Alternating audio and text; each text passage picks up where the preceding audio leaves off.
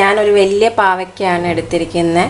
ഒരു നമ്മുടെ മാർക്കറ്റിൽ 2 തരം പാവയ്ക്ക കിട്ടും. ഒന്ന് ലൈറ്റ് ഗ്രീൻ പാവയ്ക്കായും കിട്ടും, ഡാർക്ക് ഗ്രീൻ പാവയ്ക്ക കിട്ടും.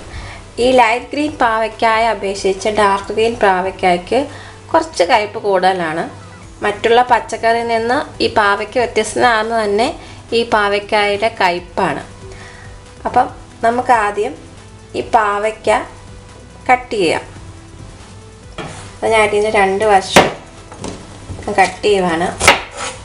ഇപ്പോൾ വലിയ പാവയ്ക്ക ആയതുകൊണ്ട് ഞാനിപ്പോൾ 2ആയിട്ട് കട്ട് ചെയ്യുവാണ്.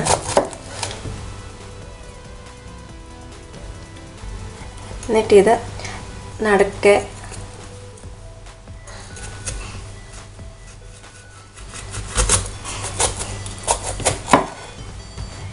ഇതിനകത്ത് സീഡ്സ് ഉണ്ട്, യൂസ് ചെയ്യുന്നവരും ഉണ്ട്. ഇഷ്ടമല്ലെങ്കിൽ അത് കളയാം. നമ്മുടെ വീടുകളിലൊക്കെ ഇങ്ങനെ അമ്മമാർ കൊത്തിയാണ് അരിയുന്നത്. ഇങ്ങനെ കുഞ്ഞായിട്ട് അരിയണം. തോരന് അതല്ല, കട്ടിംഗ് ബോർഡിലാണ് ഞാനിപ്പോൾ അരിയുന്നത്.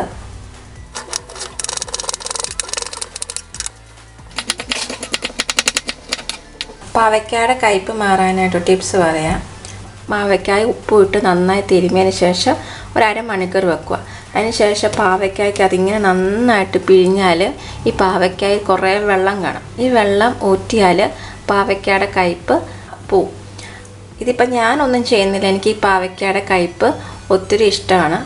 പിന്നെ വേണ്ടത് പച്ചമുളകാണ്. 4 പച്ചമുളക് എടുത്തിരിക്കുന്നുണ്ട്. പിന്നെ 2 സവോള കഴുകിയതിന് ശേഷം ചെറുതായിട്ട് കട്ട് ചെയ്യണം. കറിവേപ്പില വേണം, അരമുറി തേങ്ങ വേണം, പിന്നെ എണ്ണ വേണം, കടുക് വേണം, ആവശ്യത്തിനുള്ള ഉപ്പും വേണം. ഇനി നമുക്ക് പാവയ്ക്ക തോരൻ ഉണ്ടാക്കാം. അതിനായിട്ട് ഞാൻ കട്ടിയുടെ ഉരുളി സ്റ്റൗവിൽ വെച്ചിട്ടുണ്ട്. 2 ടീസ്പൂൺ വെളിച്ചെണ്ണ ഒഴിച്ചിരിക്കുകയാണ്. എണ്ണ ചൂടായതിന് ശേഷം നമുക്ക് കടുക് ഇട്ട് കൊടുക്കാം. പച്ചമുളക് ഇട്ട് കൊടുത്ത് കറിവേപ്പില, പിന്നെ സവോള, പിന്നെ ഉപ്പ്. നമ്മളൊന്ന് ജസ്റ്റ് ഒന്ന് വരട്ടണം. 2-3 മിനിറ്റ് 2 മിനിറ്റ് മൂടി വെക്കാം. സവോള വഴഞ്ഞിട്ടുണ്ട്. ഇതിനകത്ത് നമ്മൾ ഒരു മസാലയും ചേർക്കുന്നില്ല കേട്ടോ. മഞ്ഞൾ പൊടി ഒന്നും ചേർക്കുന്നില്ല. മഞ്ഞൾ പൊടി ചേർക്കാത്തതിൻ്റെ കാരണം എന്ന് വെച്ചാൽ പാവയ്ക്ക മഞ്ഞൾ പൊടി ഇട്ടാൽ കയ്പ്പ് കൂടും. ഇനി നമുക്കിത് 2-3 മിനിറ്റ് മൂടി വെക്കാം.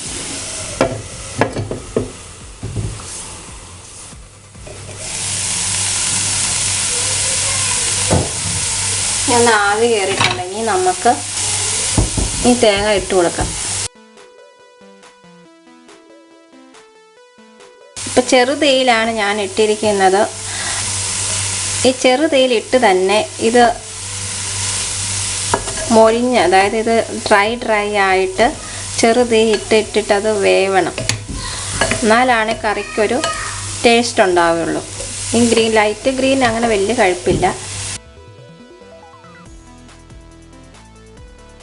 ഇത് നമുക്ക് ഒതുക്കി വെച്ചിട്ട് അടച്ചു വെക്കാം. ഇടയ്ക്ക് നിങ്ങൾ ഇളക്കി കൊടുക്കണം. ഇത് അടി പിടിക്കാതൊക്കെ ശ്രദ്ധിച്ചോണം. നമുക്ക് മൂടി തുറന്ന് ഇളക്കി കൊടുക്കാം. ഈ പാവയ്ക്ക ഇങ്ങനെ ചെറുതീയിലിരുന്ന് നന്നായിട്ട് മൊരിഞ്ഞു തുടങ്ങും.